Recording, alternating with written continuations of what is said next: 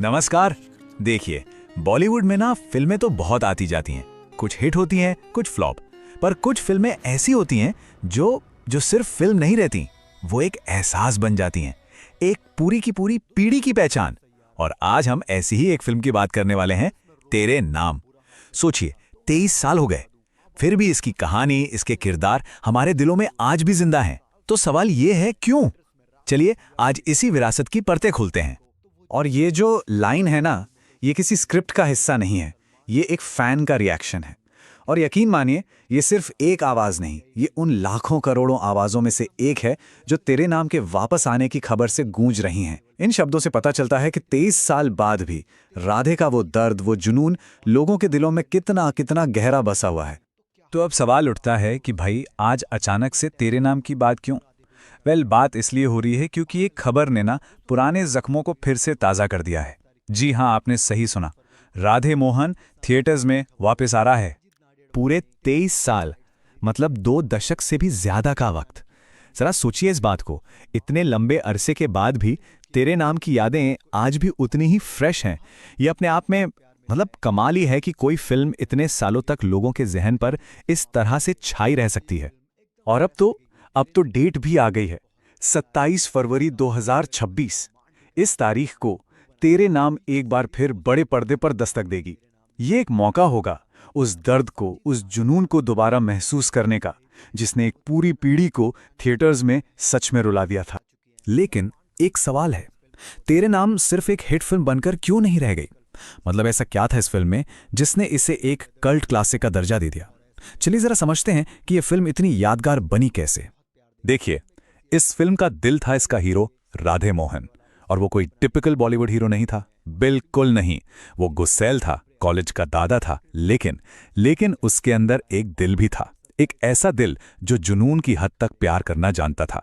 और बस इसी कॉम्प्लेक्स किरदार ने ना लोगों के दिलों पर कब्जा कर लिया। याद है ये डायलॉग? मैं रिक्वेस्ट नहीं करता, एक ही बार बोलता हूं और फुल एंड फाइनल हो जाता है। ये सिर्फ एक डायलॉग नहीं था, ये राधे की पहचान थे। इस एक लाइन में उसका एटीट्यूड, उसकी दादागिरी, सब कुछ साफ हो जाता था। ये वो राधे था जिससे सच में हर कोई खौफ खाता था। लेकिन फिर आता है सिक्के का दूसरा पहलू। सारी दुनिया प्यार में पड़ी हुई है, सिर्फ एक मुझे ही हक नहीं है कि मैं किसी से प्यार कर सकूं, कोई मुझसे प्यार कर सके। क्यों? इस एक सवाल में उसका सारा दर्द, उसकी बेबसी, प्यार के लिए उसकी तड़प, सब कुछ बाहर आ जाता है। और यही वो पल था जब उस गुस्सैल लड़के के अंदर का टूटा हुआ आशिक सीधा लोगों के दिलों को छू गया। तो आखिर वो क्या वजह थी जिन्होंने तेरे नाम को कल्ट बना दिया? सबसे पहले तो सलमान खान की परफॉर्मेंस। मतलब कई लोग आज भी इसे उनके करियर की बेस्ट परफॉर्मेंस मानते हैं। फिर था इसका म्यूजिक, एक से बढ़कर एक गाने जो आज भी हर किसी की प्लेलिस्ट का हिस्सा हैं। कहानी अपने आप में एक ट्रैजिक लव स्टोरी थी जिसकी हैप्पी एंडिंग नहीं थी। और हाँ, उससे कैसे भूल सकते हैं, राधे हेयर कट। वो तो रातों रात पूरे देश का स्टाइल स्टेटमेंट बन गया था। लेकिन रुकिए, कहानी में एक और गहरा पहलू है।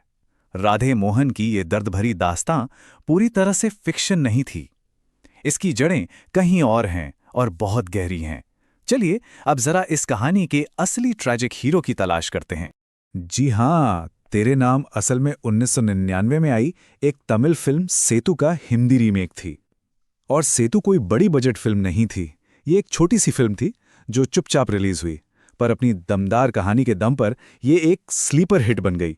मतलब वो फिल्म जो धीरे धीरे लोगों के बीच पॉपुलर होती है और उम्मीद से कई ज्यादा बड़ी हिट हो जाती है। और बात यहीं खत्म नहीं होती। सेतु की कहानी भी पूरी तरह से काल्पनिक नहीं थी। ये फिल्म डायरेक्टर बाला के एक दोस्त की असल जिंदगी की ट्रेजेडी पर बेस्ड थी। एक ऐसा दोस्त जो प्यार में सच में अपना मानसिक संतुलन खो बैठा था। ये जानने के बाद फिल्म का दर्द और भी ज्यादा रियल और भी ज्यादा गहरा महसूस होता है ना? अब इन दोनों फिल्मों की सक्सेस की कहानी भी काफी अलग अलग रही। जहां एक तरफ सेतु को क्रिटिक्स ने खूब सराहा, एक्टर विक्रम ने तो नेशनल अवार्ड तक जीता, वहीं तेरे नाम बॉक्स ऑफिस पर एक मॉडरेट हिट थी।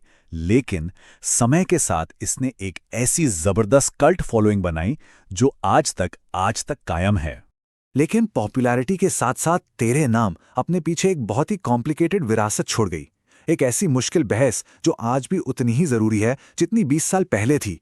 और वो बहस है प्यार और टॉक्सिसिटी के बीच की वो बारीक सी लकीर।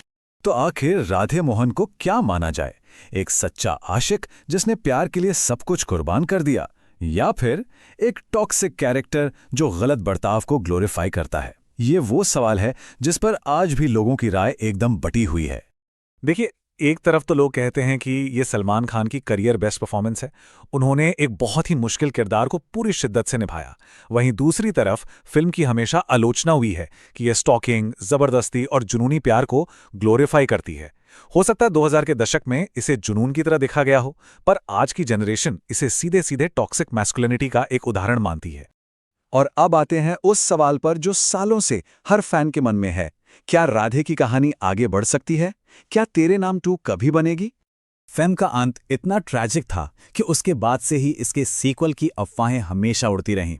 फैंस हमेशा से ये जानना चाहते थे कि आखिर में राधे का हुआ क्या। अब ये सीक्वल की कहानी भी ना बड़ी उतार चढ़ाव वाली रही है।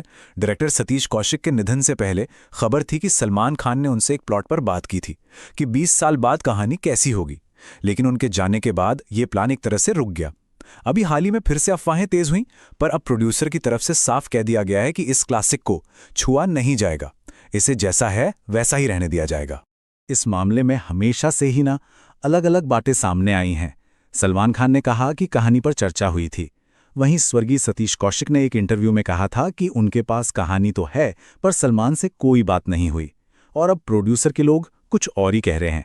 मतलब सीक्वल को लेकर जो सिचुएशन है वो हमेशा से ही काफी कंफ्यूजिंग रही है। और आखिर में हम आपको इसी एक सवाल के साथ छोड़कर जा रहे हैं, एक ऐसी कहानी जिसकी पहचान ही उसकी ट्रेजेडी है। क्या उसके लिए सीक्वल की कोई गुंजाइश है? क्या उसे आगे बढ़ाना सही होगा? क्या हर कहानी का अंत हैप्पी होना जरूरी है, या फिर कुछ कहानियों का अधूरा रह जाना ही उनकी असली खूबसूरती है? इस पर सोचिएगा जरूर।